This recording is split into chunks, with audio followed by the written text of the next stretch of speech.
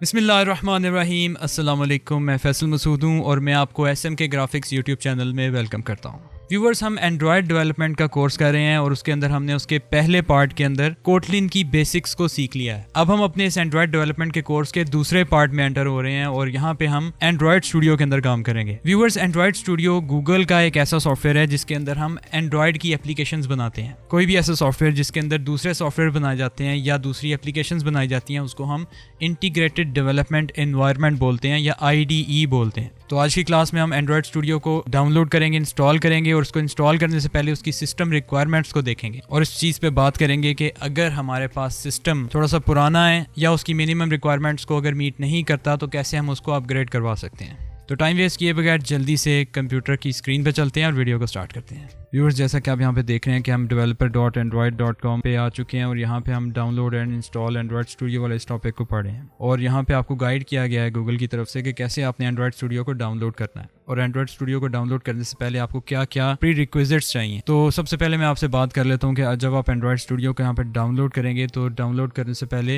Android studio को operate करने से पहले आपको जो स्किल्स रिक्वायर्ड हैं वो क्या हैं। आपको सबसे पहले कंप्यूटर की बेसिक स्किल्स का पता होना चाहिए। आपको कंप्यूटर ऑपरेट करना आना चाहिए। आपको पता हो कि आपने कैसे किसी सॉफ्टवेयर को इंस्टॉल करना है, कैसे अपने न्यू फोल्डर्स बनाने हैं, कैसे अपने फाइल्स को मैनेज करना है, रीनेम करना है, डिलीट करना है और अपने कंप्यूटर के अंदर डिफरेंट किस्म की एप्स को इंस्टॉल करना और डिलीट करना आपको आना चाहिए। जैसे वर्ड है, जैसे पावर पॉइंट, एक्सेल है, फोटोशॉप है और इस तरह की और छोटी छोटी ऐप्स को यूज़ करना आना चाहिए आपको। और आपको अपने सिस्टम के अंदर डिफरेंट सॉफ्टवेयर को अपडेट करना आना चाहिए। आप किस तरह किसी भी सॉफ्टवेयर को, किसी भी ऐप को, किसी विंडो के किसी वर्जन को कैसे आप अपडेट कर सकते हैं ऑनलाइन, इन चीज़ों का आपको आइडिया होना चाहिए। अब हम ये देखेंगे कि एंड्रॉयड स्टूडियो को इंस्टॉल करने के लिए हमारे सिस्टम की मिनिमम स्पेक्स क्या होनी चाहिए। तो हम इसके नेक्स्ट पेज पे आ जाते हैं। यहाँ पे आपको गूगल ने पूरा एक्सप्लेन किया हुआ है कि आपके सिस्टम की जो रिक्वायरमेंट्स हैं। अगर आप विंडो का सिस्टम यूज़ कर रहे हैं तो आपको 64 बिट माइक्रोसॉफ्ट विंडोज़ चाहिए, विंडोज़ 8, विंडोज़ 10 या विंडोज़ 11 चाहिए। उसके अंदर आपको जो आपका CPU है या आपका जो प्रोसेसर है वो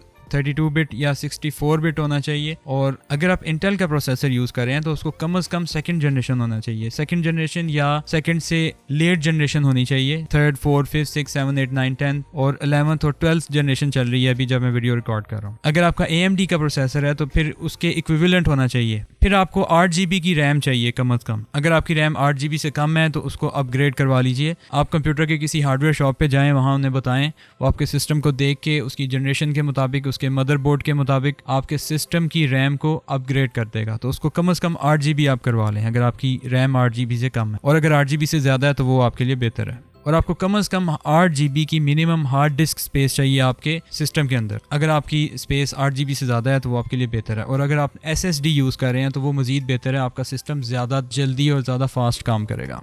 इसके अलावा आपको स्क्रीन की रेजोल्यूशन चाहिए। 1280 बाई 800 की मिनिमम स्क्रीन रेजोल्यूशन चाहिए आप। तो ये आपने तमाम चीज़ें अपने सिस्टम में चेक करनी है। तो वो चेक कैसे करनी है वो हम अभी देखते हैं। तो हमारे पास आप यहाँ पे देख रहे हैं कि हमारे पास विंडोज़ 10 है। तो विंडोज़ 10 के अंदर हम दिस PC के अंदर जाते हैं और यहाँ पे कहीं पे भी ब्लैंक स्पेस के ऊपर आप राइट क्लिक करें और प्रॉपर्टीज़ में जाएं। और प्रॉपर्टीज़ में जाने के बाद आपको यहाँ पे प्रोसेसर की इन्फॉर्मेशन नज़र आ रही है। हमारा जो प्रोसेसर है वो Core i5 है और ये 4th जनरेशन है। 4th जनरेशन का कैसे पता चल रहा है? ये 4000 समथिंग ये नंबर आपको नज़र आ रहा है। तो ये आपका 4th जनरेशन है। अगर 5000 में आएगा ये नंबर तो फिर 5th जनरेशन है, और अगर 6000 में आएगा 6th जनरेशन है, एंड सो ऑन। इस तरह आप इसकी जनरेशन को देखेंगे। और ये मल्टी कोर है। आपको 3.4 GHz और 3.4 GHz ये दो नंबर्स नज़र आ रहे हैं। आपकी कोर्स की स्पीड जो है वो 3.4 GHz है। आपके सिस्टम की जो इंस्टॉल्ड मेमोरी है या रैम है वो 16 GB है। आपका जो ऑपरेटिंग सिस्टम है वो 64 बिट ऑपरेटिंग सिस्टम है। अब हम अपने सिस्टम का डिस्प्ले चेक करेंगे। डिस्प्ले सेटिंग्स में जाएं और हमारा जो सिस्टम का डिस्प्ले है वो 1920 बाई 1080 ये इसका डिस्प्ले आ रहा है, जो कि आपकी सिस्टम की डिस्प्ले रिक्वायरमेंट्स को पूरा करती है। उसके बाद हम अपनी C ड्राइव को देखेंगे तो हमारी C ड्राइव के अंदर 78 GB की फ्री हार्ड डिस्क की स्पेस भी मौजूद है और हम SSD को यूज़ कर रहे हैं अपने सिस्टम में। इसके अलावा अगर आपके पास मैक ऑपरेटिंग सिस्टम है या आपके पास अगर लिनक्स ऑपरेटिंग सिस्टम है तो उसकी हार्डवेयर की रिक्वायरमेंट्स बिल्कुल सेम होती हैं। तो हमारी सिस्टम रिक्वायरमेंट्स तो पूरी हो जाती हैं।